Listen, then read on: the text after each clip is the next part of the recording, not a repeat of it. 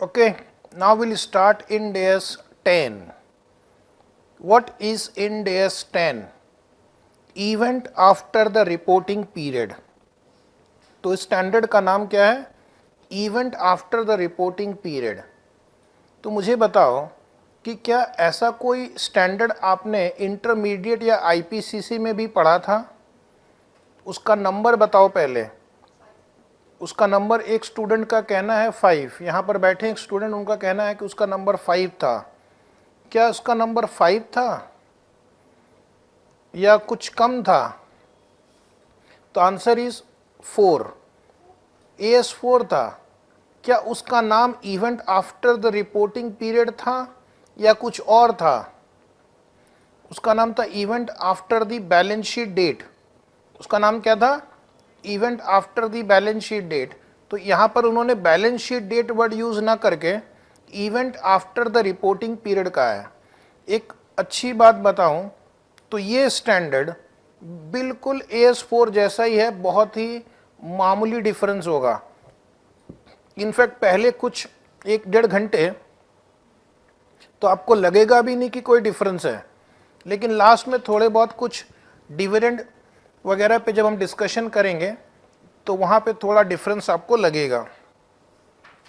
तो बहुत ही important chapter event after the balance sheet date.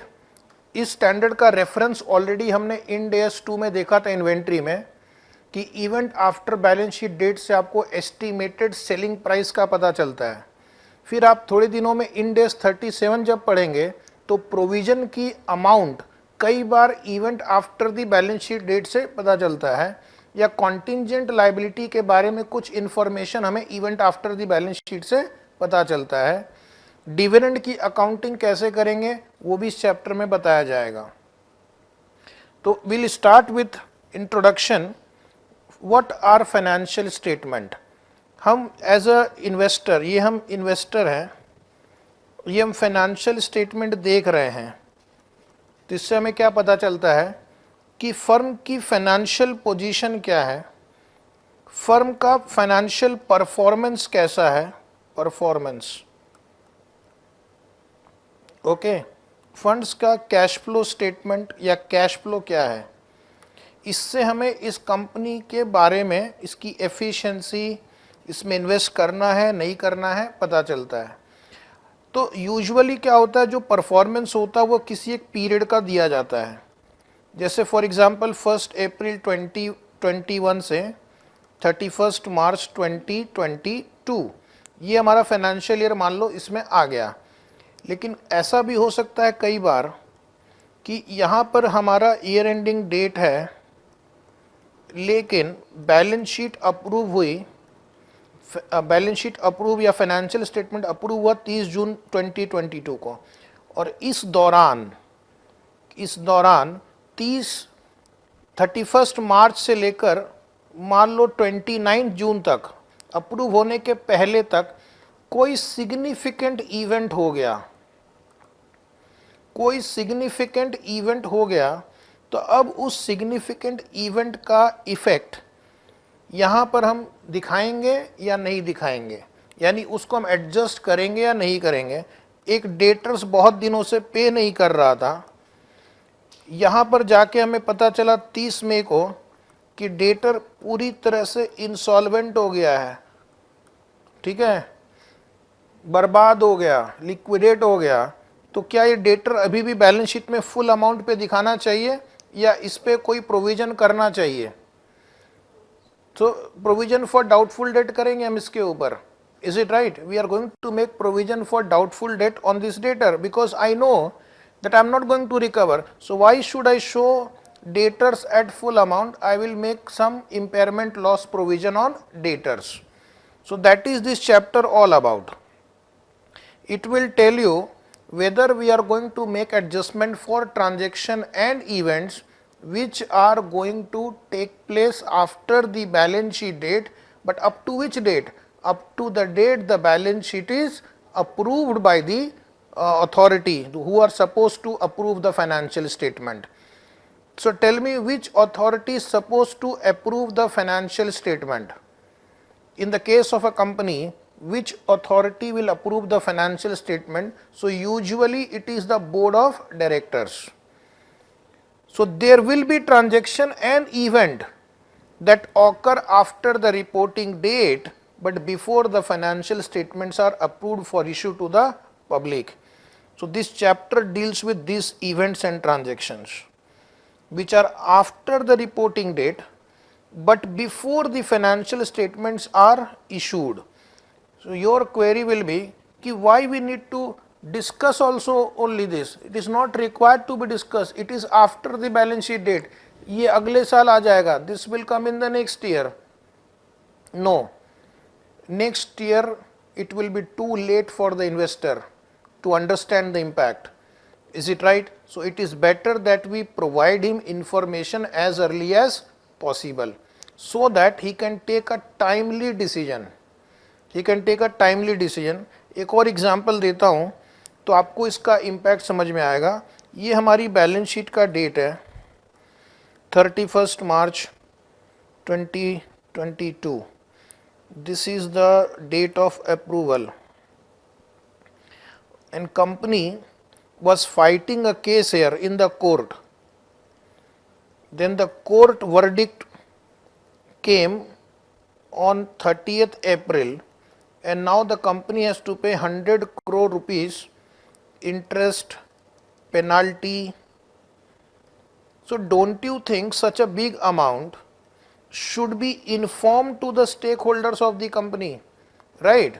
Such a big amount should be informed to the stakeholders of the company, and therefore this will become an adjusting event.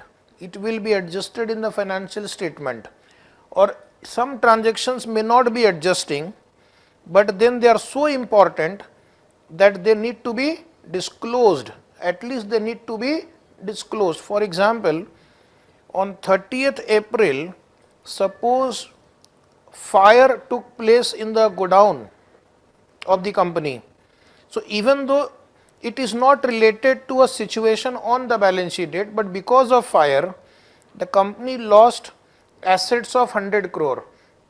Do I need to give this information to the stakeholder? Yes. तो share holders को ये बताना जरूरी है कि एक आग लग गई है इस पीरियड में जिससे हमें 100 करोड़ रुपए का नुकसान हो गया है.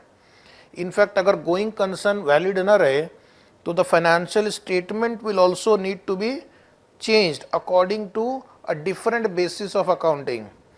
तो ये इंपॉर्टेंट है इस चैप्टर का. This standard provide guidance about what determining the period up to which such event should be considered. This is 31st March 2022. Suppose the auditors completed their audit work on 30th April. Board of Directors approved on 31st May. AGM was held on 30th June. So up to which date this standard is applicable? Is it applicable up to the date the auditors have submitted their audit report to the board, or is it the date up to which the board has finalized, or is it the date when the annual general meeting approves? So tell me which date will be taken. There must be a cut off date ना. एक cut off होना चाहिए. कहाँ तक जाएंगे हम लोग? हाँ, तो according to this standard which we will see, we have to take the date when the financial statements are approved by the board. And there are few questions related to this also. So this standard will first provide guidance कि हमें कब तक के events and transaction को consider करना है. Second, ये जो transactions and events होंगे क्या इनको फाइनेंशियल स्टेटमेंट में एडजस्ट करना है? एडजस्ट करने का मतलब है कि इसकी वजह से आपका asset, liability, income, expense change होगा. If I do the accounting of this events it will affect my asset, liability, income and expense. और तीसरा कि मान लो कुछ ट्रांजैक्शन हम एडजस्ट नहीं करेंगे तो क्या उनको डिस्क्लोज करना चाहिए? एटलीस्ट डिस्क्लोज करो. डिस्क्लोज मतलब ये फिर कहाँ जाएगा? नोट्स में.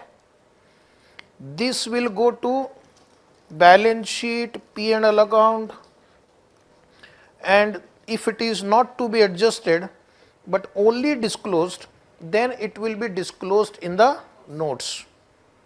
Next point, we will discuss now quickly what do you mean by event after the balance sheet date. So event after the reporting period means those events which can be favorable or which can be unfavorable. Favorable, court case 1, unfavorable, court case lost. Are we only supposed to consider unfavorable event? We are supposed to consider both kind of events, favorable also, unfavorable. Favorable भी consider करेंगे, unfavourable भी consider करेंगे. मान लो मैंने एक provision करके रखा था, हमारा कोर्ट में केस चल रहा था, हमने प्रोविजन कर रखा था 10 लाख रुपीस का. हमको ऐसा लग रहा था कि हम केस हार जाएंगे, लेकिन 30 अप्रैल 2022 को हम केस जीत गए. We won the case. तो क्या अब ये प्रोविजन बैलेंस शीट में रखना चाहिए या रिवर्स कर देना चाहिए? Should we keep this provision और should we reverse this provision?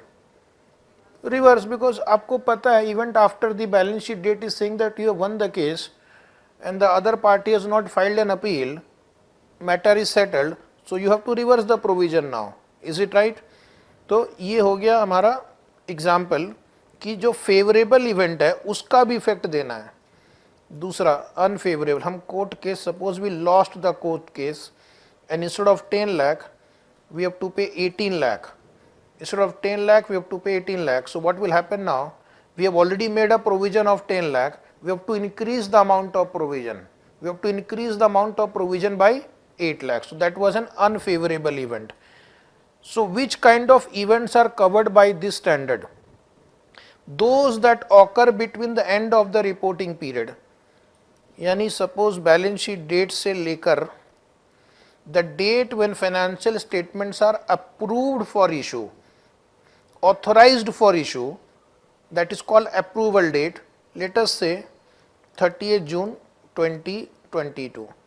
So this will cover basically 1/4/2022 to 29th June, क्योंकि 30 जून को तो अप्रूव हो ही गया. अप्रूव होने के पहले अगर मान लो शाम को बोर्ड मीटिंग है 7 बजे, सुबह हुआ तो वो भी एडजस्ट हो जाएगा, ठीक है. लेकिन मान लो बोर्ड मीटिंग के पहले दिन तक का हम एडजस्ट कर सकते हैं, उसके बाद का फिर नहीं, फिर वो अगले साल के स्टेटमेंट में जाएगा. तो that is the scope of this standard. तो let us discuss this diagram. You also participate and tell me event after the reporting date. Let us say our financial year is 1/4/2021 to 31st March 2022. This is our financial year. Let us say the approval date is 31st May 2022. That is when the governing body approved the financial statement. Who can be the governing body? The governing body can be board of directors in case of company. In case of partnership firm, it can be partners. And sometime in some companies there may not be a board, there may be a supervisory board. There may not be board of directors but there can be a supervisory board. Okay, जिस company में कभी कभी कुछ problem आ जाती है तो वहाँ पर एक सुपरवाइजरी बोर्ड रहती है, वो अप्रूव करते हैं. They have the power to approve. So depend करता है कि किसको अप्रूवल की अथॉरिटी है, उसने अप्रूव कर दिया. तो हमारा जो चैप्टर है वो कौन से पीरियड को कवर करेगा? This period. बाद में अगर एक बार फाइनेंशियल स्टेटमेंट अप्रूव हो गया, these are not relevant. Question में आपको कंफ्यूज करने के लिए they will say the company send the annual reports to shareholder on 30th June. AGM was held on 31st July. ये सब बेकार की बातें हैं, ठीक है, सब माया है. असल में सिर्फ आपको date of approval by authority, authorized entity कौन है, गवर्निंग बॉडी, वो देखना है और फिर अपने मन को मजबूत बनाए रखना है और कुछ भी इंफॉर्मेशन दिया जाए उसको इग्नोर करना है। ठीक है, तो हमारा ये स्टैंडर्ड कौन से पीरियड को कवर करेगा इस क्वेश्चन में, 1 April 2022 to 31 May 2022। Now the next small discussion is date on which financial statements are authorized for issue. So first we have to see who is the party who is supposed to authorize the issue of financial statement. Which party in an organization is supposed to authorize the issue of financial statement? So that is basically, in the case of a company, it is board of directors. So the date on which financial statements are authorized for issue is the date of authorization by the directors or the management. So again company to company आपको देखना है कि authority किसके पास है। तो usually आपके question में ये बोर्ड ऑफ डायरेक्टर्स रहेगा। क्वेश्चन जब आप सॉल्व करेंगे, the date of declaration of profit is not important, और कोई डेट इंपॉर्टेंट नहीं है, चाहे क्वेश्चन अपना माथा क्यों ना फोड़ ले, हमें और कोई डेट नहीं देखना है। Date of declaration of profit, मान लो कभी कभी कंपनी क्या करती है, प्रॉफिट डिक्लेयर कर देती है मार्केट में, क्या उस डेट को हम लेंगे? नहीं। और other financial information to the public, कोई और फाइनेंशियल इंफॉर्मेशन उन्होंने पब्लिक में दे दिया, प्रेस रिलीज कर दिया, यूजुअली ऐसा करते नहीं है बट मान लो कर दिया, so can we take those other date? नहीं नहीं, मैंने क्या कहा, चाहे कोई आपको कितना भी उकसाए, आपको क्या देखना है, date of authorization by board of directors और गवर्निंग बॉडी। ठीक है, तो कोई दूसरा डेट इंपॉर्टेंट नहीं है, ये सबको इग्नोर करना है, इग्नोर करना है। May be earlier than the date of financial statements are authorised for issue. Next point है, in some cases the entity is required to submit its financial statement to shareholder for approval after the financial statement has been approved by the board of director for issue. ये तो बहुत easy है कि board of directors ने 31 जुलाई को approve किया और share holders के सामने 31 अगस्त को एजीएम में प्रेजेंट किया गया, तो हमारा कट ऑफ डेट क्या होगा, 31 जुलाई। In such cases, the financial statements are approved for issue on the date of approval by the board. Standard बोलता है approval by board तक जाना है, approval by shareholders तक नहीं जाना है, not the date when shareholders approve the financial statement. In some cases, the management of an entity is required to issue its financial statement to a supervisory board made up solely of non-executive for approval. तो ये है board of directors,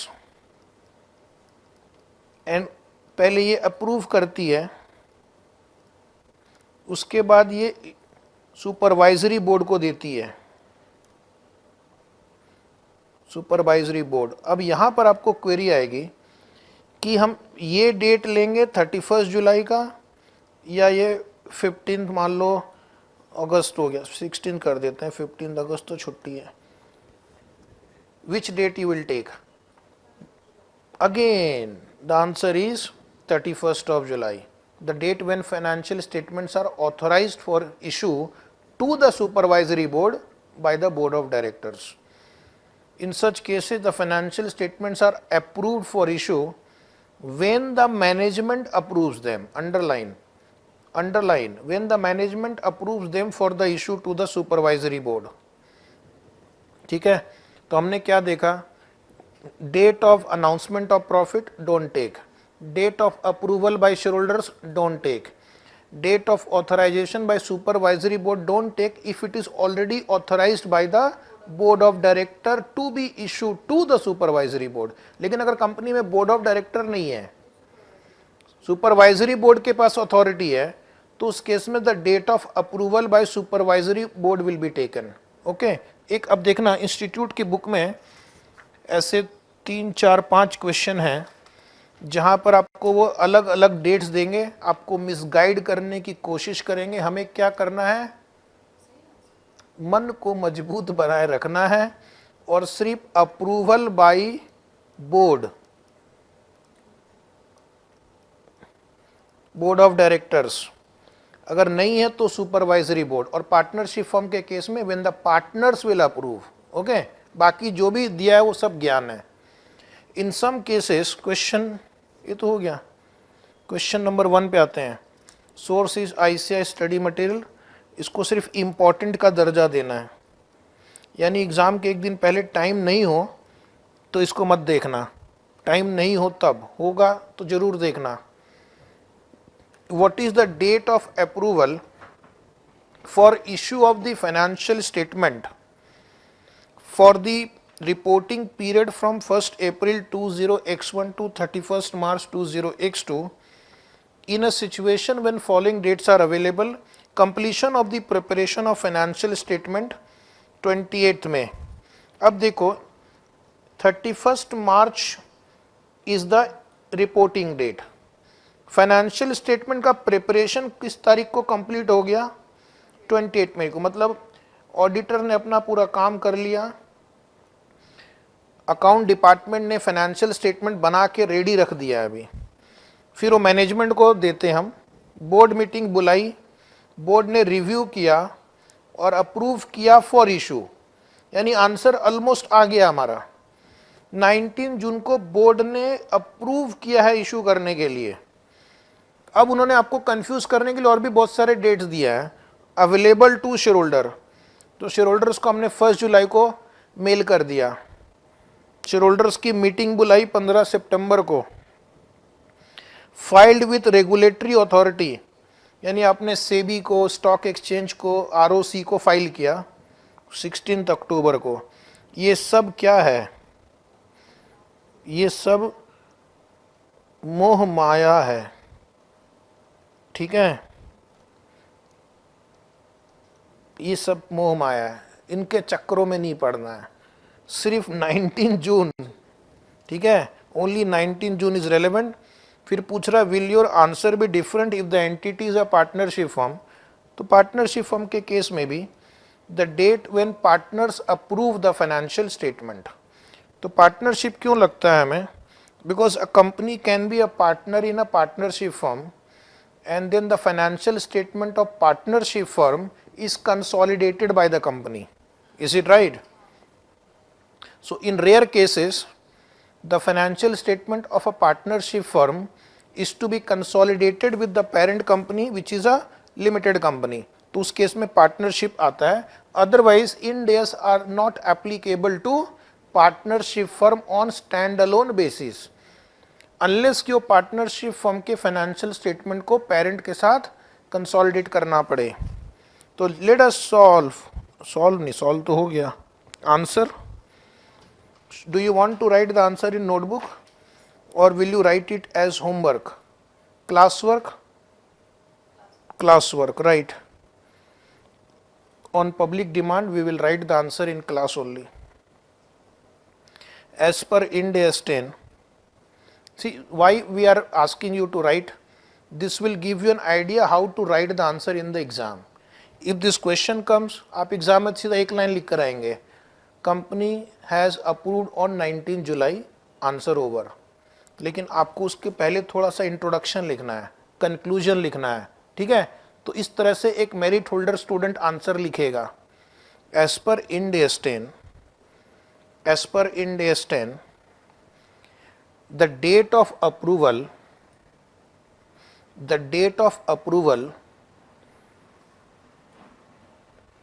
for issue of financial statement, the date of approval for issue of financial statement is the date on which the financial statements are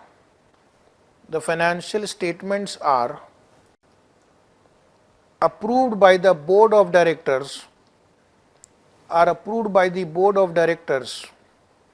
in the case of a company, and by the corresponding approving authority,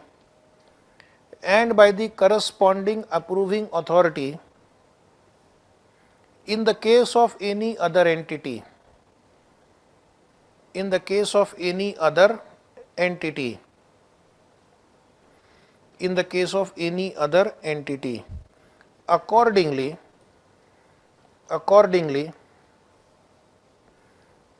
in the given case,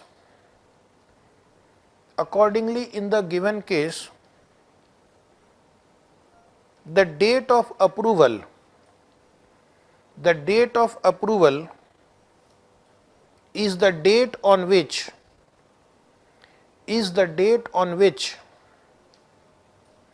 financial statements are approved by the board of directors, is the date on which financial statements are approved by the board of directors of the company,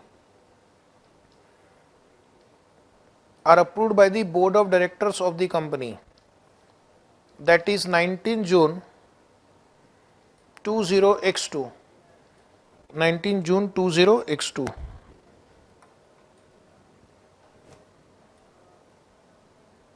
फिर लिखना, उसने पूछा अगर partnership firm हो तो कुछ फर्क पड़ता है क्या, तो ये उसके लिए पैराग्राफ चेंज करके लिखेंगे, if the entity is a partnership firm, if the entity is a partnership firm, the date of approval will be the date of approval will be the date when the relevant approving authority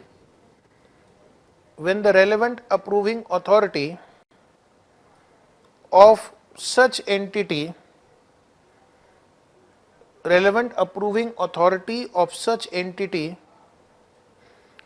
approves the financial statement for issue, approves the financial statement for issue, approves the financial statement for issue. That is the date when the partners of the firm, that is the date when the partners of the firm approves the financial statements. The partners of the firm approves the financial statements. Right? तो आप अपने words में भी answer लिख सकते हैं. Now one more question. Question number 2. Again taken from your ICI material. ABC Limited prepared interim financial report. ABC Limited prepared interim financial report for the quarter ending 30th June 20x1. The interim financial report was approved for issue by the board of directors on 15 July 20x1. Whether events occurring between the end of interim financial report and the date of approval by the board, that is between 1st July to 15 July, that provide evidence of condition that existed at the end of the reporting period shall be adjusted in the interim financial report ending 30th June 20x1. तो ये question किसके बारे में पूछ रहा है?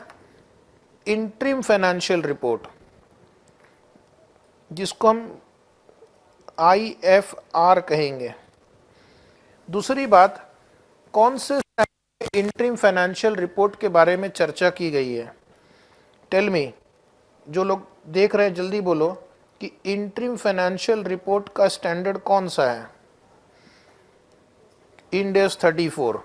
और ये क्या होता है? जैसे ये फाइनेंशियल ईयर है, तो अगर कोई कंपनी लिस्टेड होगी तो वो क्या करती है, उसको हर क्वार्टर को इंटरिम फाइनेंशियल रिपोर्ट बनाना पड़ता है, यानी 3 महीने का. राइट? तो ये जो कंपनी है ये इंटरिम फाइनेंशियल रिपोर्ट बना रही है. तो इंटरिम फाइनेंशियल रिपोर्ट का रिपोर्टिंग डेट क्या है? 30 जून 2001. और इंटरिम फाइनेंशियल रिपोर्ट को भी बोर्ड अप्रूव करती है.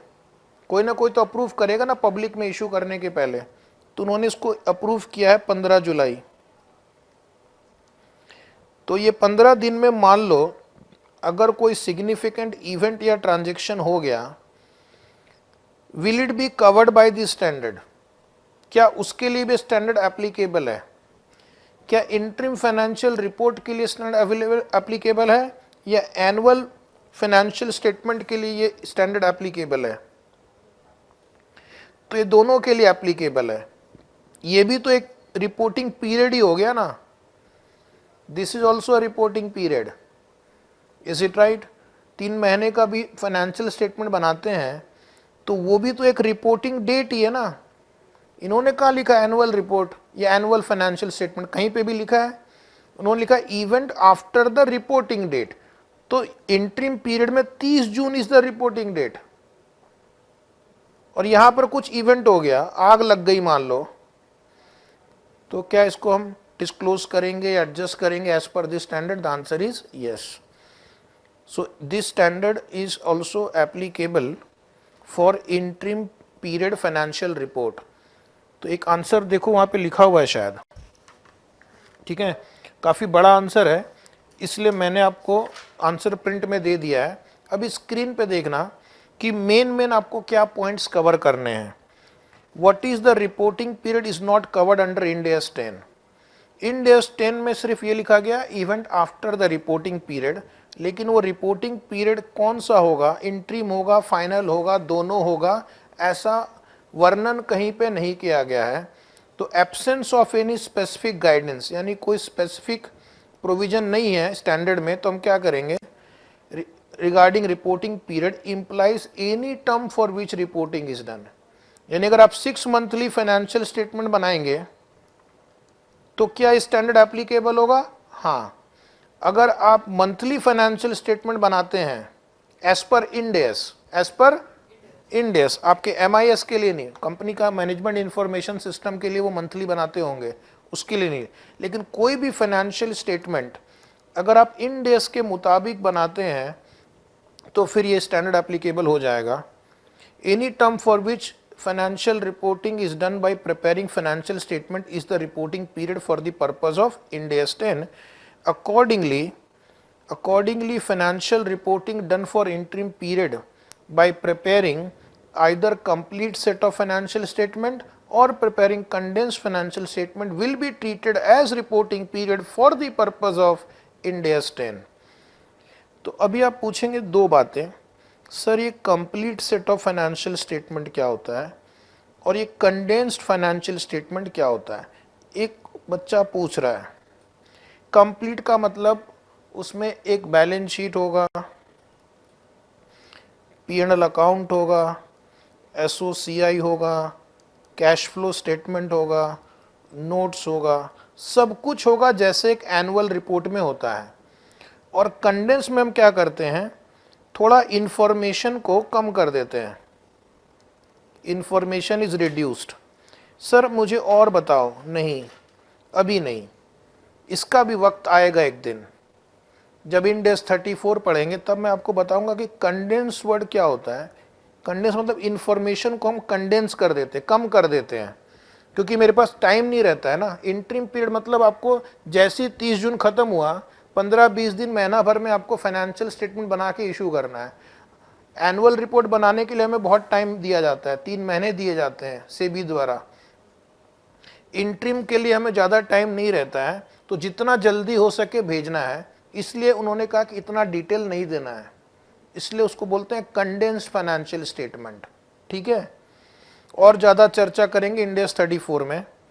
तो एग्ज़ाम में अगर आपके पास टाइम कम है तो इतना लिख देना, मान लो भरपूर टाइम है, 2 घंटा पहले सारा पेपर खत्म हो गया, फिर और लिखना, each interim financial report should be adjusted for the adjusting event occurring between the end of interim period report and the date of approval by the board of directors. तो आप इन शॉर्ट इंटरिम पीरियड के लिए भी end AS 10 applicable है। इतनी लंबी चर्चा के बाद क्या समरी बना हमारा, Ind AS 10 is also applicable for interim period financial statement. Let us go to question number 3. बुरी खबर, आंसर नहीं है वहां पर, लिखना होगा, पहले क्वेश्चन तो पढ़ लो On 18th March 20x2, the management of the entity approves the financial statement, underline approve, तो मैनेजमेंट ने अप्रूव कर दिया 18 मार्च को, क्वेश्चन खत्म, क्वेश्चन यहीं पे खत्म हो गया। अब आपसे पूछेंगे डेट ऑफ अप्रूवल क्या है, ये वो आगे जितनी भी कहानी सुनाए, मन को मजबूत रखना है, मोह माया के चक्कर में नहीं पड़ना है। The supervisory board is made up solely of non executive and many include representative of employees and other outside interest। तो सुपरवाइजरी बोर्ड में कुछ नॉन एग्जीक्यूटिव डायरेक्टर हैं, कुछ एम्प्लॉय के रिप्रेजेंटेटिव है, कुछ आउटसाइड लोग हैं, जैसे कभी कभी किसी कंपनी में सेबी का या आरबीआई का रिप्रेजेंटेटिव हो सकता है। ओके, तो सुपरवाइजरी बोर्ड ने अप्रूव किया 26 मार्च को, मैनेजमेंट ने अप्रूव करके इशू कर दिया था सुपरवाइजरी बोर्ड को 18 मार्च को। उसके बाद financial statements are made available to shareholder on 1 April. सब माया है। The shareholders approve the financial statement on 15 May, ये भी माया है। And the financial statement and then are filed with regulatory body on 17 May. What is the date when financial statements are approved? ये सारी बातें माया है, यहीं पर आंसर है। ठीक है, लिखो,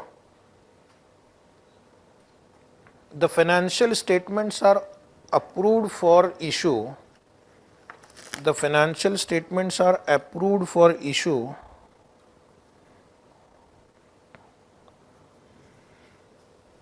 on 18th March, on 18th March 20x2, that is the date of management approval, for issue to the supervisory board, date of management approval for issue to the supervisory board। एक बार management ने approve कर दिया, management यानी board of directors ही होता है, ठीक है, they ultimately manage the company.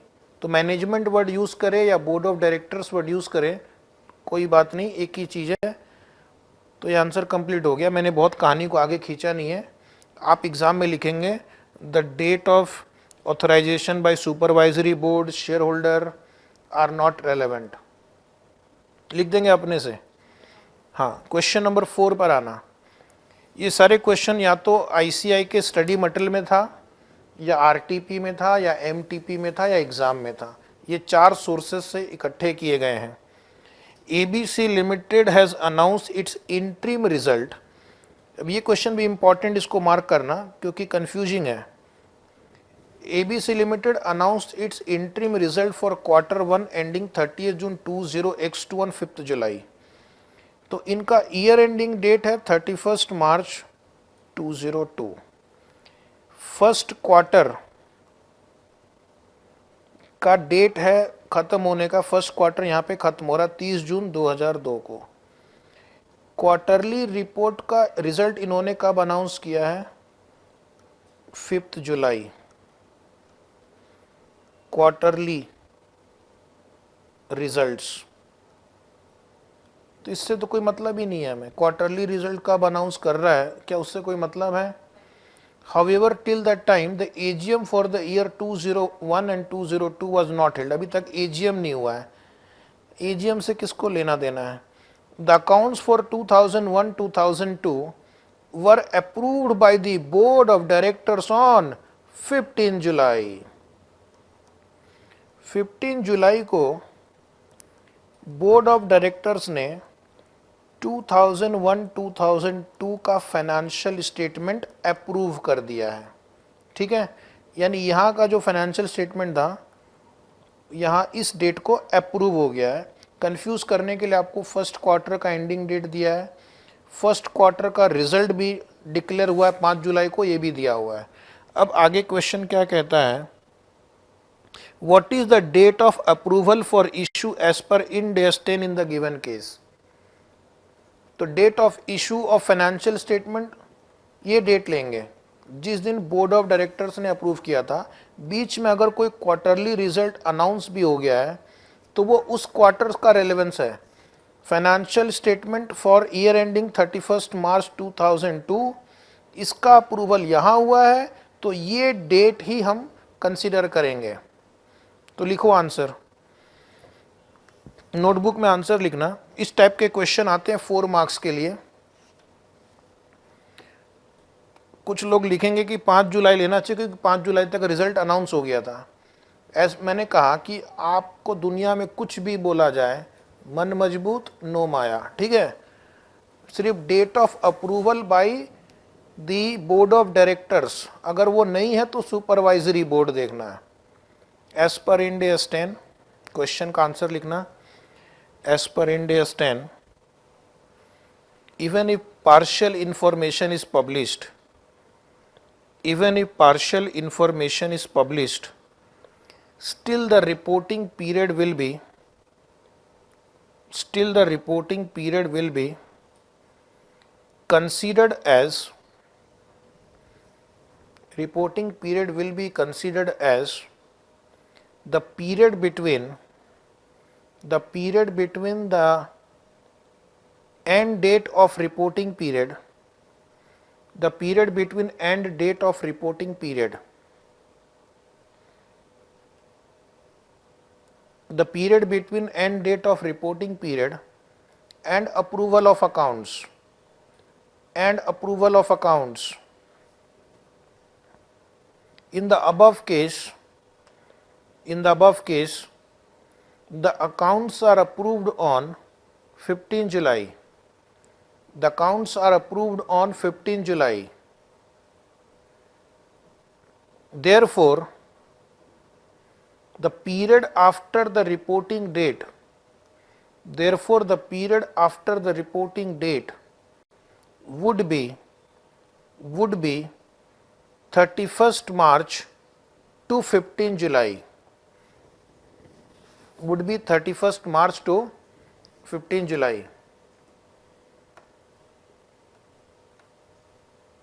Would be 31st March to 15 July.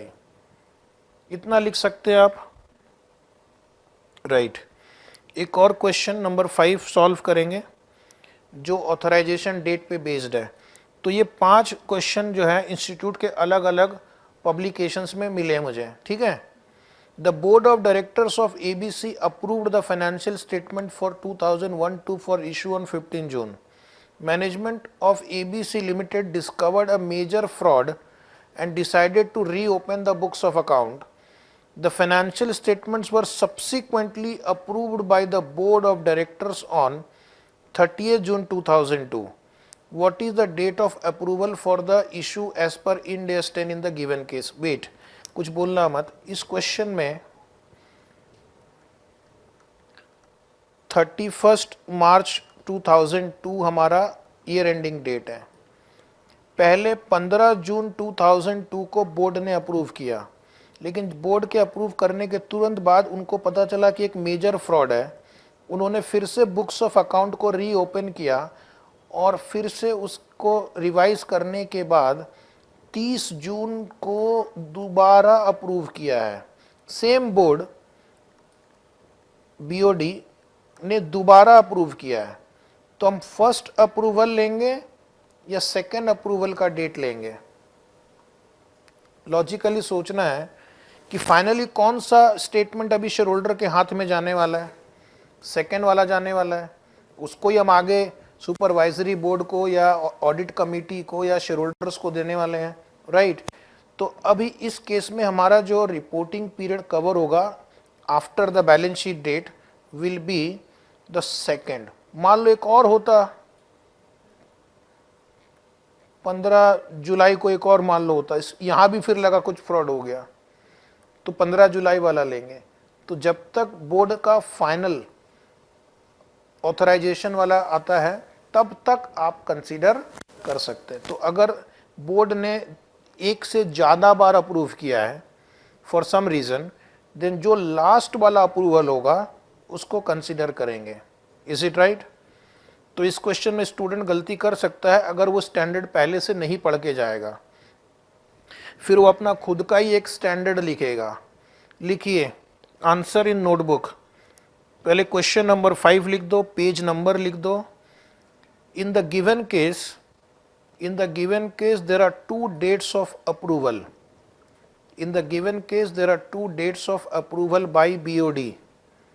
There are 2 dates of approval by BOD. आप चाहो तो BOD लिख लो, अभी एग्जाम में पूरा लिखना। The financial statements were reopened for further adjustments subsequent to initial approval.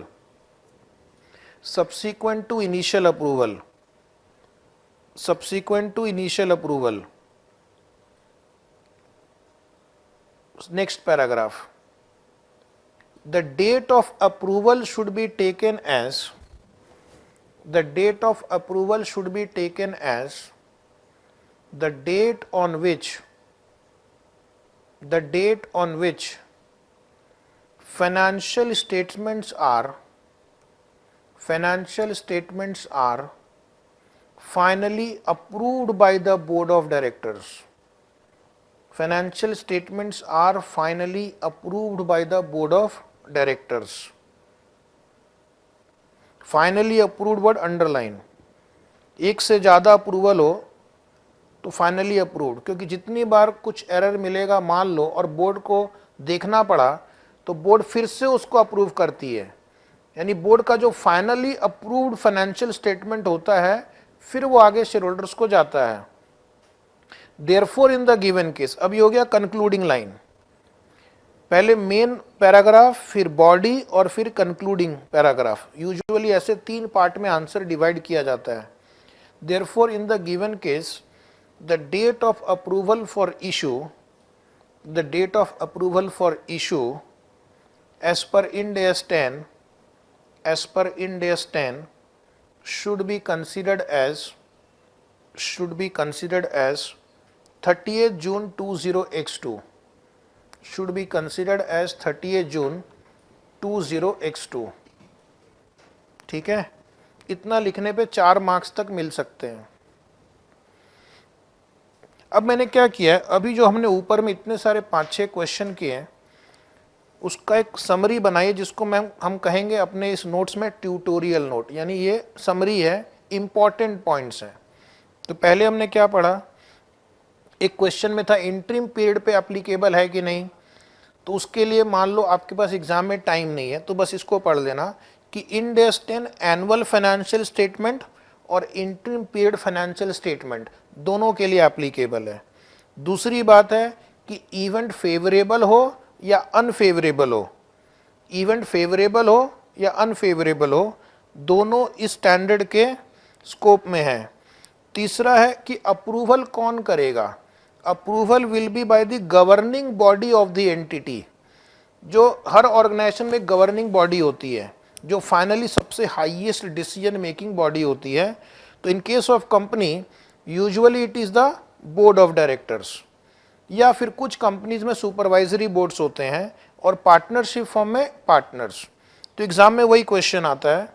तीसरा है अगर मल्टीपल अप्रूवल्स है किसी क्वेश्चन में, जैसा अभी आपने लास्ट वाला सॉल्व किया, तो जो सबसे लास्ट अप्रूवल होगा उसको कंसीडर करना है। समझ में आया, मजा आया कि नहीं?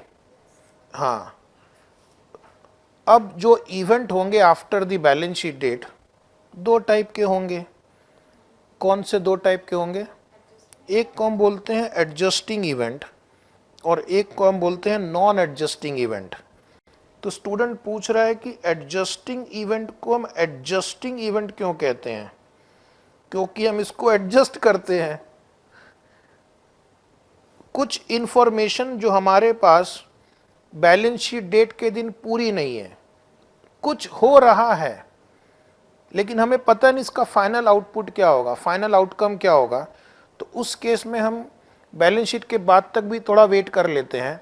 अप्रूवल के पहले अगर हमें और इन्फॉर्मेशन मिल गया जिससे जो सिचुएशन ऑलरेडी बैलेंस शीट के दिन थी उसके बारे में और इन्फॉर्मेशन मिला, ये मेरा बैलेंस शीट है लेफ्ट हैंड, ये राइट हैंड है after the balance sheet date, तो यहां पे कुछ ऑलरेडी हो रहा था, कुछ हो रहा था, इधर कुछ इवेंट हुआ जिससे पता चला कि इधर की एक्चुअल सिचुएशन क्या थी, तो ऐसे केस में हम उसको क्या करेंगे, एडजस्ट करेंगे, ऐसे केस में एडजस्ट करेंगे।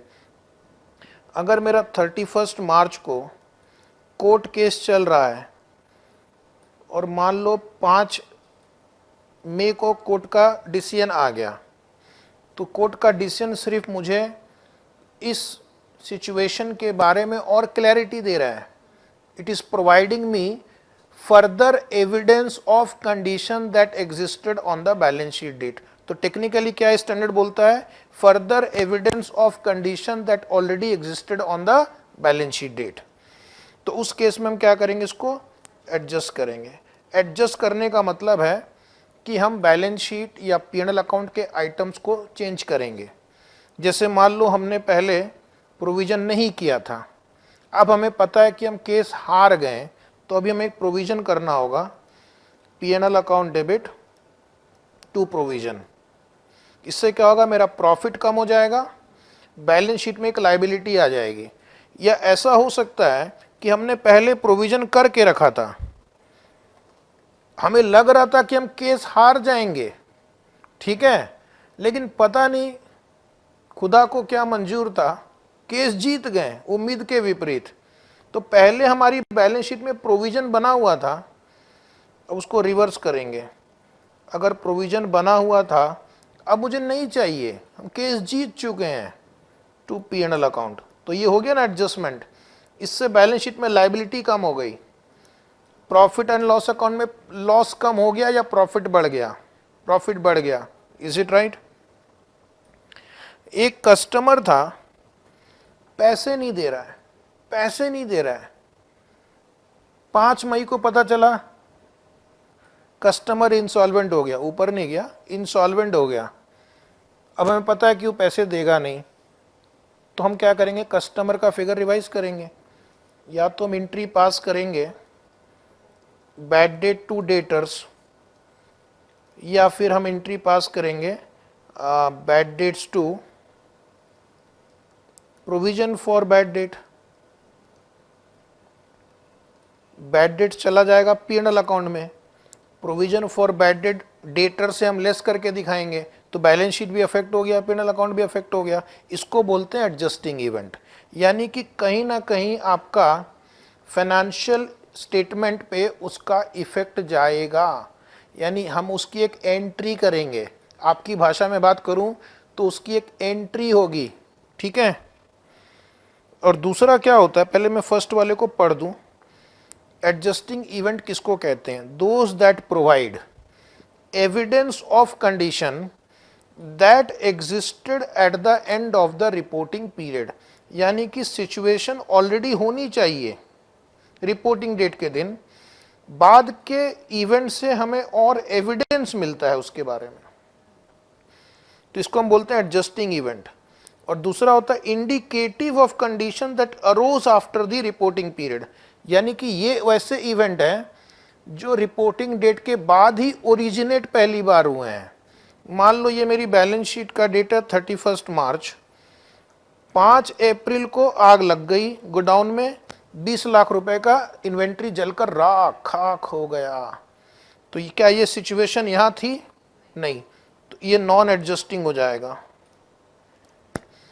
तो आपको सीधा सीधा टेस्ट क्या करना है कि क्या हमें एडिशनल एविडेंस मिला, किसका, कंडीशन जो ऑलरेडी रिपोर्टिंग डेट के दिन थी। बस 2 क्वेश्चन पूछना अपने मन में। अभी मैं आपको 30-40 क्वेश्चन करवाऊंगा, सिर्फ आपको बार बार बोलना है एडजस्टिंग नॉन एडजस्टिंग। और टेस्ट कैसे करना है कि क्या हमें एडिशनल एविडेंस मिला, दूसरा क्या वो बैलेंस शीट के दिन वो सिचुएशन ऑलरेडी मौजूद था, हाँ एडजस्टिंग इवेंट।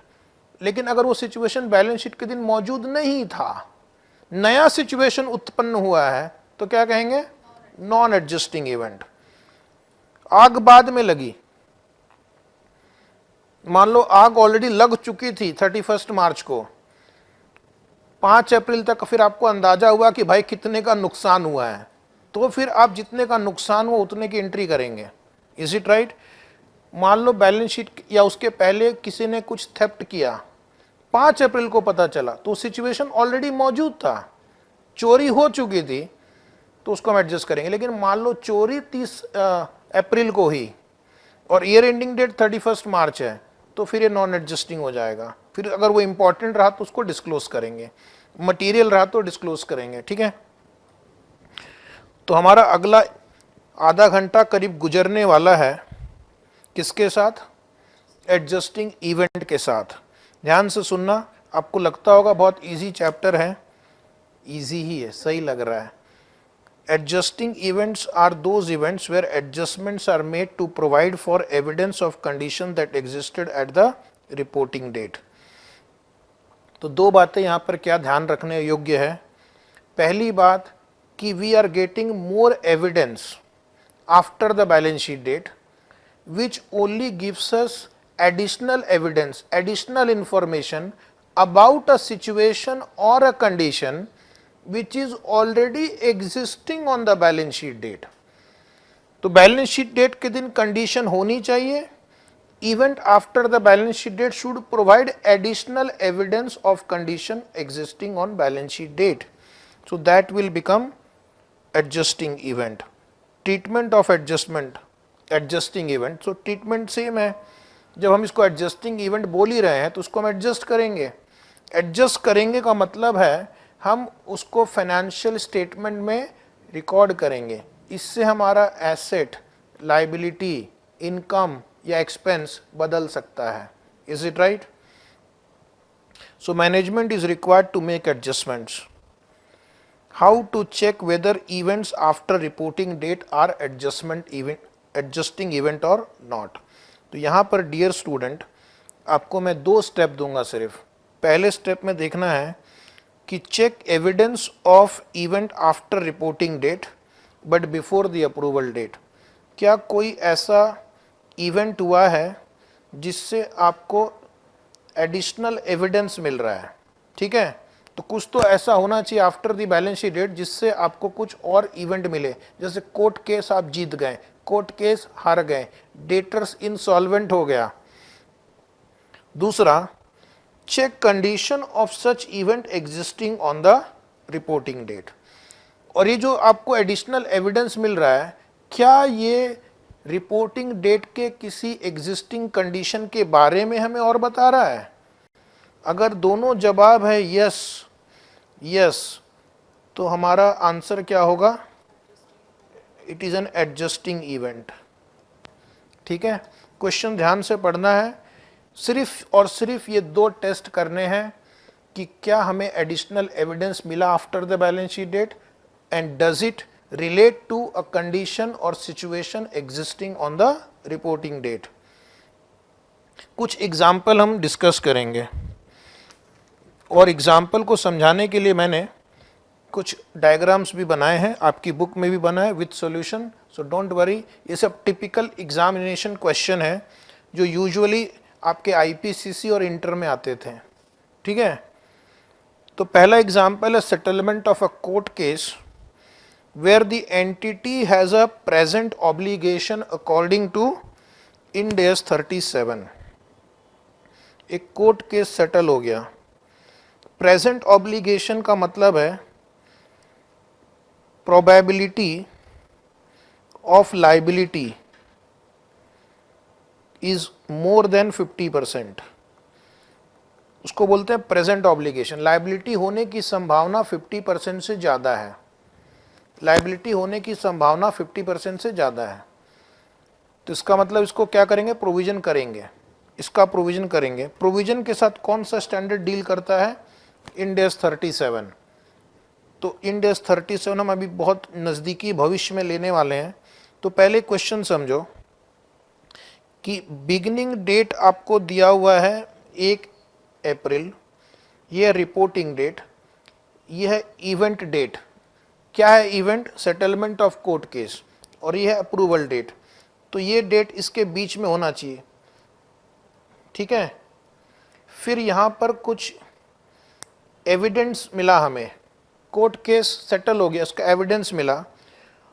अब ये देखना है कि क्या ये court case relates to a case which was already there on the reporting date. ठीक है, तो जब लिख ही रहा है कि सेटलमेंट ऑफ कोर्ट केस, मतलब कोर्ट केस चल रहा होगा ना। इंडिया में कोई केस इतनी जल्दी थोड़ी सुलझ जाता है, एक महीने में होता है कि एक महीने में कोर्ट केस, कई बार तो क्या होता है जनरेशन चेंज हो जाती है। तो इसका मतलब है it is an adjusting event. Treatment लिखा हुआ है, don't worry, it is an adjusting event. एक और एग्जाम्पल जो काफी पॉपुलर एग्जाम में, कस्टमर बेचारा बैंकरप्ट हो गया, तो कस्टमर से अमाउंट ड्यू था, यहाँ पे ड्यू था मतलब ऑलरेडी वो रिकवरेबल है, कंडीशन एग्जिस्ट करती है, और event after the balance sheet date बता रहा है कि अब ये कस्टमर जो यहाँ पर ड्यू था वो बैड हो गया है, यानी कि इंसॉल्वेंट हो गया है। तो क्या हम बैड डेट का प्रोविजन करेंगे? यस, जब आपको मालूम है कि अभी इस कस्टमर से पैसे नहीं आने वाले हैं, ठीक है, तो उसका प्रोविजन करेंगे। अदरवाइज अननेसेसरली आपकी बैलेंस शीट में डेटर्स ओवर स्टेटेड रहेगा। ये जानती हुए कि इससे पैसे नहीं मिलने वाले हैं, आप डेटर्स को ओवर वैल्यू करेंगे, इसलिए उसका प्रोविजन करेंगे। So remeasure earlier provision for bad debt. अगर ऑलरेडी कोई बैड डेट का प्रोविजन है तो और उसको बढ़ाओ, क्योंकि अब तो कस्टमर जो है वो पूरी तरह से डूब चुका है। और अगर मान लो पहले हमने प्रोविजन नहीं किया है तो नया प्रोविजन क्रिएट करो, पुराना प्रोविजन बढ़ाओ, नया प्रोविजन क्रिएट करेंगे। एक और एग्जांपल लेते हैं जो इंड एस 2 में भी हमने कवर किया था। Sale of inventories after the reporting date gives an indication of NRV. यहाँ पर मेरे पास स्टॉक है, बैलेंस शीट के दिन उसकी कॉस्ट 10,000 है। ये एग्जांपल हमने लिया था इंड एस 2 में भी। बैलेंस शीट के दिन उसकी सेलिंग वैल्यू थी 12,000 या सॉरी 10,500, लेकिन अल्टीमेटली एक महीने बाद जब हमने स्टॉक को बेचा तो कितने में मिला, कितने में बिका? 9,500 में। क्या ये एक इवेंट है जिससे हमें ये एविडेंस मिल रहा है कि इसकी एस्टिमेटेड सेलिंग प्राइस गिर गई है? ठीक है, तो रिपोर्टिंग डेट के दिन इन्वेंट्री है, इन्वेंट्री की वैल्यू फ्लक्चुएट होती है। इंड एस 2 कहता है कि आप एस्टिमेटेड सेलिंग प्राइस लो, लेकिन इंड एस 2 ये नहीं कहता कि एस्टिमेटेड सेलिंग प्राइस आपको बैलेंस शीट डेट का ही लेना है। आप यहाँ से यहाँ तक का कोई भी एस्टिमेटेड सेलिंग प्राइस ले सकते हैं, जितने भाव में वो इन्वेंट्री बिकने की उम्मीद है।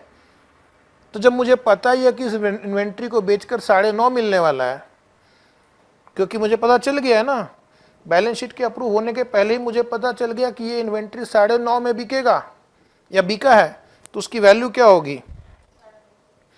तो अब यहाँ पर स्टूडेंट गलती कर सकता है, उसको शायद इंटर में ऐसा बताया गया था कि बैलेंस शीट के दिन का ही रेट हमें लेना है। नहीं, आपको वहाँ से लेकर अप्रूवल तक का एस्टिमेटेड सेलिंग प्राइस लेना है। आप इंड एस 2 में पढ़ेंगे तो वहाँ पर ऐसा कहीं नहीं लिखा कि आपको उसी दिन का एस्टिमेटेड सेलिंग प्राइस लेना है, तो फिर एस्टिमेटेड की जरूरत ही नहीं थी, फिर तो सीधा लिख देते हैं कि selling price as on reporting date.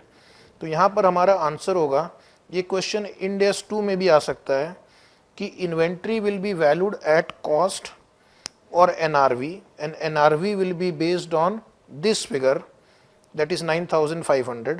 9,500 will be considered for balance sheet purpose. So today we'll take a break. Now we'll continue on Monday.